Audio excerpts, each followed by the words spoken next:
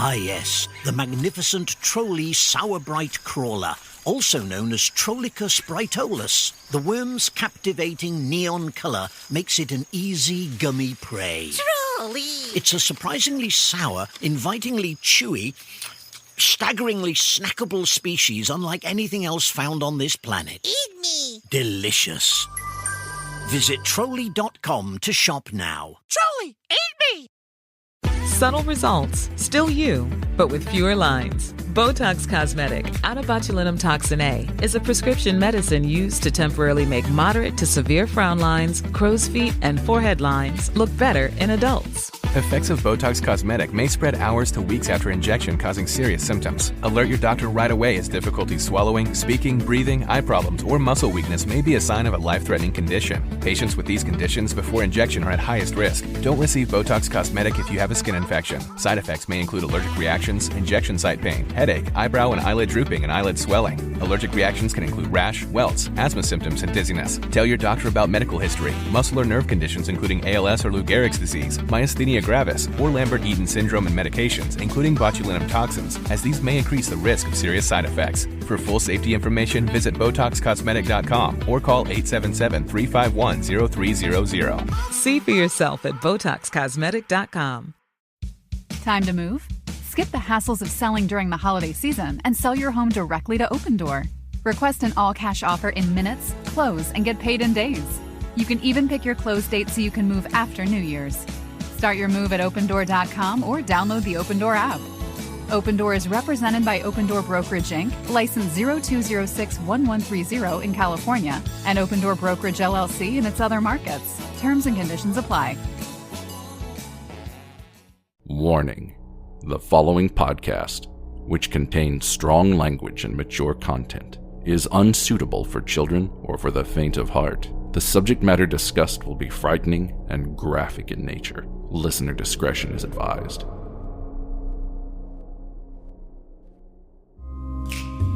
Three spooked girls. Three spooked girls. When you wanna hear about the paranormal, you get the spooked girls.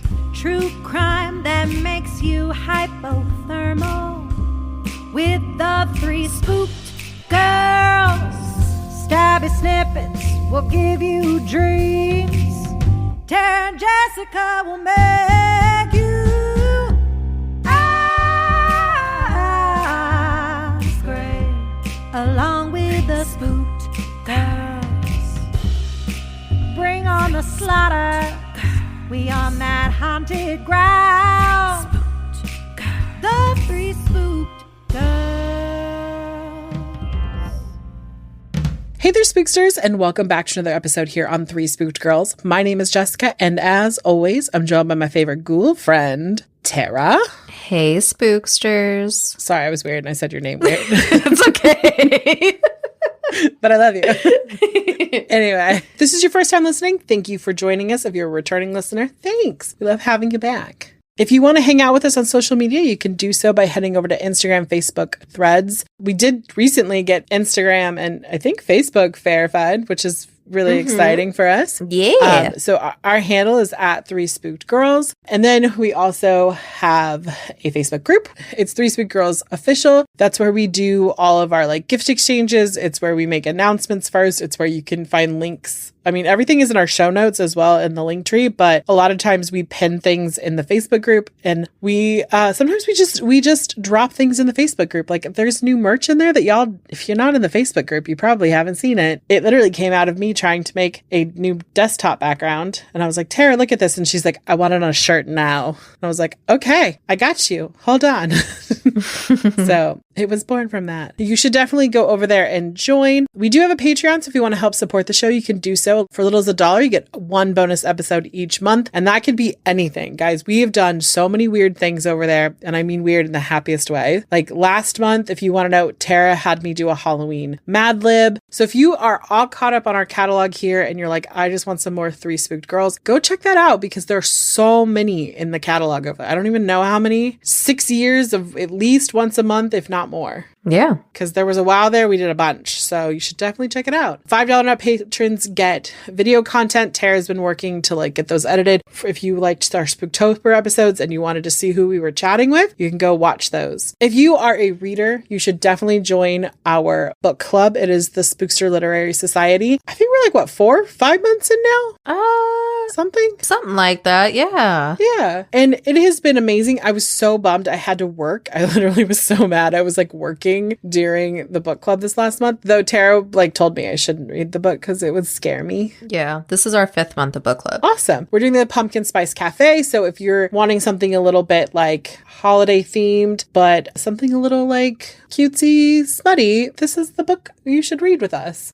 So guys, we are doing something we've never done before. I haven't done this to Tara, but I really love Greek mythology. It's like one of my favorite things. I read a lot of Greek like romance retellings and things like that. And recently I was telling somebody about the show Chaos, which it's on Netflix. I started going in about like the actual stories behind these, but I was doing it in a weird way and people were like, this is fantastic. And so I was like, Tara, I have this idea. It may be amazing. It may not. We'll see. So I'm going to retell the story of, well, it's not retell, it's the actual mythology of Eurydice and Orpheus, which is one of my favorite myths. Do you know the story? No. It's a lesser known story than like, I mean, obviously, like if you know me, I love Hades because my cat's name is Hades and my other cat's middle name is Persephone. So I'm a fan, but this is about young lovers. It's 2 young lovers who are like, you know, they're kind of the Taylor Swift and Travis Kelce of the world, if that makes sense. Or insert your favorite rock star. There would be Orpheus. I mean, just think of your favorite that like ever has existed. This is Orpheus. Everybody loves him. Everybody out there, like this was the 1990s. Everybody lining up at Tower Records to buy his CD. Or if it's now, everybody is waiting till midnight to purchase and download. So this is who he is. He is like the biggest one. All of the gods love him. He is like the hype music. Everyone loves him. And of course, he has himself a cute little girlie. Her name is Eurydice. Or as in the show that I just watched, they called her Riddy. And I was like, I love that. Because Eurydice is not not an easy name. No. I was just thinking, I'm like, that's so much easier. Riddy. So she's like, oh my God, I love him. And he's like, oh my God, I love her. And they're just like grossly in love. And everyone's like, yay. And it's helping him with his music. Like he's writing these beautiful love songs, like John Legend caliber love songs where people are like, hell yeah. So he pops the question and they get married. They go to get married and there's this big wedding and they've planned all of this shit and they're so happy about it. And Eurydice she's kind of more like, I would say Tara is like, she's more introverted. She likes the calmness around her. Versus Orpheus, who's like all about the hype. So they have this big lavish wedding. And of course, Orpheus has to play the wedding because it's like, you know, all about him. And she kind of gets overwhelmed. So she pulls him aside and she's like, hey boo, I gotta go outside for a bit because I'm like overwhelmed. I'm overstimulated. I'm hot. And he's like, gotcha. I'm gonna go on stage. I'm gonna like play and then I'm gonna come find you. She's like, cool, I'll go. I almost said bet right there. And I was like, that felt very weird for me. Let's not do that. So Eurydice is like, I'm going outside. The way I picture it is it's like this big tent in the middle of a field and they have all this like flowers and wheat growing. It's very beautiful. And she's out there like walking, like thinking about her life, like, I love him. He's the best, blah, blah, blah, you know, that kind of stuff. And like in her head, and he's off in the tent, like just like throwing a rock concert. And he finishes and he's like, I'm going to go find my woman. So he goes out and he sees her and he has this like moment where he sees her all the way across the field and is like, that's my heart, my love. Aww. And then she turns and looks at him and her face is like all lit up. And then all of a sudden the bitch falls to the floor. Oh, okay. Yep. And he's like, the fuck? And so he runs to her. He's like, no. And he runs over to her. And he's like, Eurydice, oh my God. And she's like dead. She's literally done mortar coil. Of course she is. Her thread has been cut. She's no longer amongst the living. She is deadzo. She is team deady. Just straight. And he's like, what the fuck? And he looks around and he sees on her ankle, there are like bite marks. And he sees a little fucking viper slithering away. So basically, when she was out wandering, she got bit Trifling. by a snake because the viper like killed her instantly, because that's how it works in ancient Greece. There's no like chance for anti-venom. It's just straight, you bit, you dead. No in between.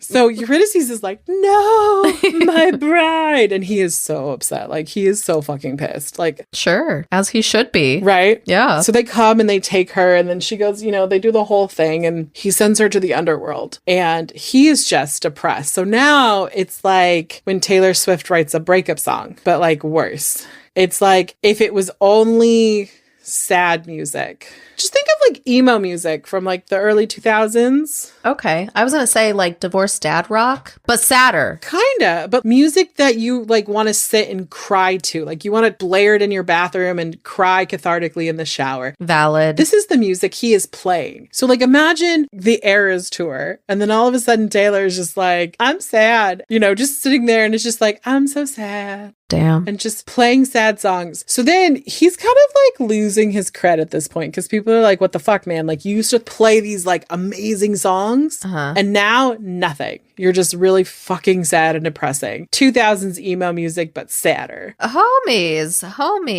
His wife died at the wedding. What the fuck is wrong with them? You know how celebrities don't get to have personal lives.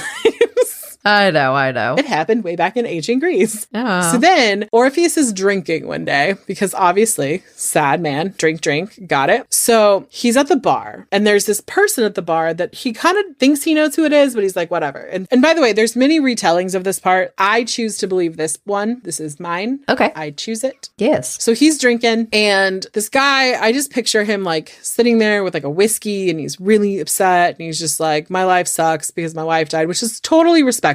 Like, your wife died, you can drink your sorrows. I condone this. Yeah. And the bartender is like, dude, your music used to like pack people in here, and now nobody wants to fucking come see you. Why are you so sad? And he's like, well, my wife died. And the dude's like, why don't you just go get her? Of course. Right?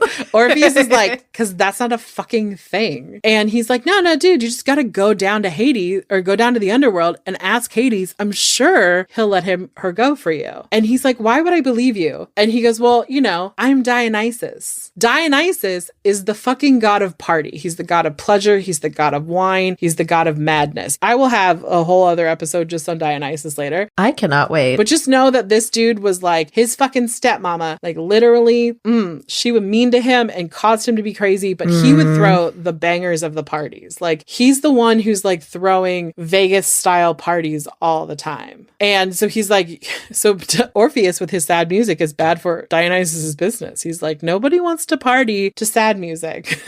True. Right? So he's like, I'll help you out. So he's like, dude, you got to go over to this place, and then you're going to walk down. So he does. So Orpheus goes through. He has to do some challenges, some tests. Of course. Of like feats of tests, whatever. And he basically gets to the underworld, and he has to bribe Chiron to get across the river Styx, because, that's not a thing you can swim through, guys. No. Because if you swim through it, you become dead. Yeah. It is a one-way ticket to Deado.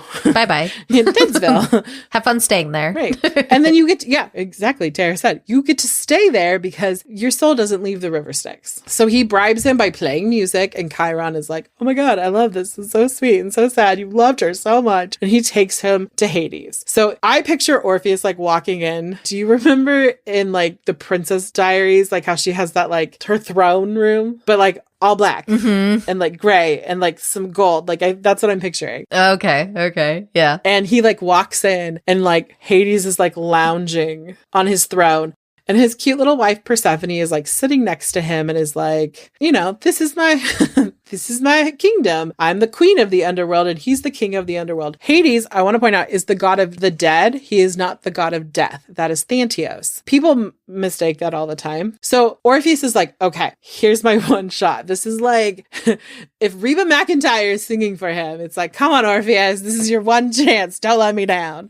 Like, that's what's happening. And Orpheus is like, my lord, because Hades is a fucking god. And Hades is like, what are you doing here? Get the fuck out. Like, really instantly, like, get the fuck out. And he's like, no, you don't understand. Like, and he tells the story about how he fell in love with Eurydice and how they had this beautiful wedding and all of this shit. And then all of a sudden she got bit by the viper and then died, and it was their wedding day and they didn't have a life. And Hades is like, why should I give a shit? Like, why should I care? Who the fuck are you? You're just some dude. Right. Mm-hmm. And he's like, no, like I'm this like famous musician, and Persephone kind of knows who he is, because remember, Persephone spends half of her year in the upper world. Right. Oh, yes. And she's like, no, he plays music. Let him play. Orpheus is like, okay, I'll play for you. And he plays the most beautiful love song, like the most epically beautiful love song ever. This is like Dolly Parton, John Legend, Lionel Richie all got together and wrote a song. Just stare at his face. Wow. Like, it's the epic love song, and he plays about his love for Eurydice. Mind you, also Eurydice is like kind of standing off in the side, but he can't really see her, but can see her, you know, because she's like ghosty. Mm-hmm. And so he's just playing for her and how much he loves her. And Hades is like, great song, touche, good job, sir, but why? And Persephone is like, babe, Aww. he literally just played this song for his wife. It was gorgeous and beautiful. We have to let her go back with him. They deserve each other. Because Hades and Persephone, will do an episode on them. They get a bad rap because, you know, technically he's her uncle. Ew. Yeah, all Greek mythology, everybody related. Yeah, I mean, yeah, it is what it is. I can't rewrite it. No. I didn't make it. It's okay. I have very minimal knowledge on most of this stuff, so that's why I'm like, what the fuck? Yeah, no, everybody's somehow related. Okay. Yeah, it's like her mom and Zeus had a baby. And sometimes people say it was Poseidon. Yeah, but okay. Anyway, and technically Hades kidnaps her. Oh, I think I knew that. I feel like I knew that. And then she ate a pomegranate seed. The whole thing. We'll talk about it later. Okay. Another time. Yes. But so she's like, please. He's like, fine, because I love my wife, because you have played this beautiful song that touched her. And, you know, Hades probably wants to touch her. So he's like, I kind of need my wife to like me. So this helps. So cool. But I'm not going to make it easy because it's fucking Hades. Of course not. There's nothing Hades likes more than to like fuck with people. Yes. I was like, I've seen Hercules numerous times. So that gives me context. Right? He likes to fuck with people. Yes. So Hades is like, here's the deal, Orpheus. You guys are just going to walk out. You're going to go back. You don't have to do the challenges. Chiron will take you across the river Styx, and then you'll just walk up and walk into the light. You know, you'll grow old together. You can write your love songs again. But here's the fucking twist. You cannot look at her until you are both in the upper world in the light. Okay. Yes, I have heard this, but I don't remember anything else, but I remember that. Okay. Yes. Okay. He's like, she's going to be behind you. She's going to be like a ways by. It's not like real close. It's not going to be like 2 feet. It's going to be like 30 feet behind you so that you can't really hear her, but you're just going to have to trust me that I'm sending her on. So he's like, you have to trust me that I'm sending her to you. If you look behind you, I will drag her ass back down here and you don't get a second chance. You only get one shot. I'm trying to think of a Disney. Oh, I just think of Eminem. Oh, that's better. That's better. So literally, you get one shot. Don't miss your chance, Orpheus. So he's like, okay, cool. So they get in like the boat, and like Orpheus is at the front and she's in the back, and he's like, he can't look back and see her. He just has to trust that she's there. And they start walking. And this is not like an easy climb. This isn't like a 2-mile hike with like a paved road and like benches on the side. This is like, I'm gonna go climb like a mountain. And so like part of him is probably like, I want to help my wife through this terrain. Like, what if she got hurt? But he's like, no, gotta stay focused. Gotta get to the top of this fucking hill, this mountain, get out into the upper world, then I can look at my wife. And guys, he almost does it.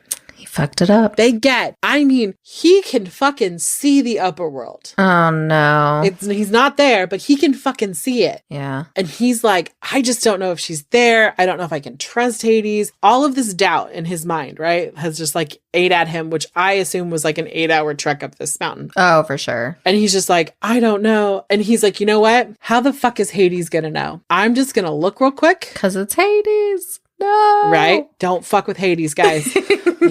In mythology and my cat, neither one should be fucked with. He literally gets there and he like turns around and he sees her. She's like 30 feet behind him and she's smiling. And then her smile drops because she's like, are you fucking kidding me, dude? Like, I just did this. I imagine her feet is like bleeding. She's like, the bottom of her dress is like super dirty. Yeah. She's got like a big like scrape mark on her elbow. Some dirt on her face. Yeah. And then Hades pops up behind her and is basically what I think is like the nana nana boo boo of the moment. Yeah. And just snatches like, damn. I just imagine he like looked at him and went like, you suck. And then took her and then left. Oh yeah. And then Orpheus was really sad. Idiot. He's an idiot. And he did it to himself. Yeah. It's his own fault. Because like he could have waited. Like he was like 30 yards. Like he could have just ran. He could have sprinted the fuck out. I know what I would have done. I would have ran up the thing, sat, closed my eyes and waited for her to touch me. Yeah. Because here's the thing. If Hades had fucked him over and it wasn't her, he could have gone to Zeus and been like, look, he made this deal with me and then he lied. Persephone will back me up. Persephone was not going to let this go. Exactly. So yeah, Orpheus kind of fucked it up for them. And Eurydice went back to hell. Wow. Or Hades or the underworld. But yeah, Orpheus is a little like self-focused and a little not very trusting. Yeah, no. I mean, it is Hades though, so I get that point, but it's also like you just went through this whole trek, my dude. Like you could wait however long it, because it wouldn't have taken her much time after being like literally right behind him, basically. Right. It's like you so fucking close. And then you fuck it up. It's like in football, if you were to get tackled at the 1 yard line and time runs out, you're like, well, that's close doesn't count. This is neither horseshoes nor hand grenades. So kind of Orpheus had to like, Orpheus did it to himself. And that's kind of the moral, because all mythology is like morals, right? That someone wants to teach you. And the moral of, I believe, this story is 1, don't go walking in tall grass without looking down. Yes. Because vipers, 1. 2, if you make a deal with the devil, honor it.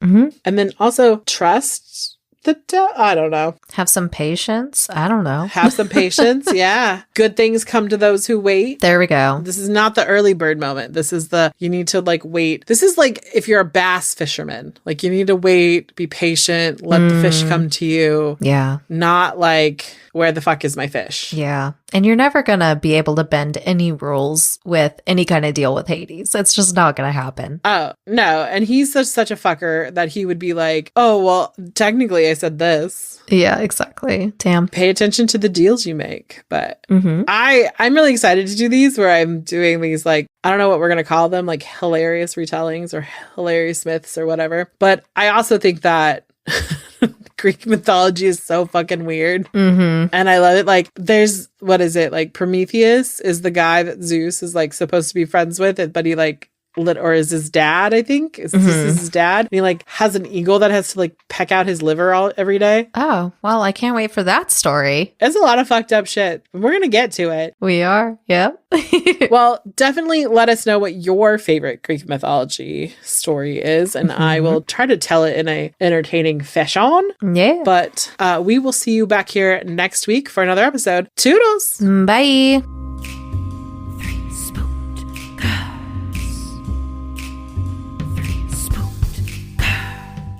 Hey everyone, Sean here from The Horror Show, a horror movie podcast, and we are now proud to be back on the Bloody FM network. Each week, my co-host Joe and I dissect some of your favorite... All he does is talk to Mike Myers and never get a reaction. And you've been doing it for 20 years, and that person's never even acknowledged your existence. Oh my god, Myers talks to all the guards like really... Just won't talk to fucking... Most vocal prisoner that they've ever had in Haddonfield. And not so favorite. I have one scene that I liked. Please tell me it's the fucking construction workers. It is. No, it's not. Stop. All of them jumping off the building at once. That can't, you have to be fucking with me. God, that's one of the most stupid things I've ever seen in my life. Horror movies and other cult classics. Listen to us wherever you listen to podcasts or find us at bloody.fm and IHateHorror.com.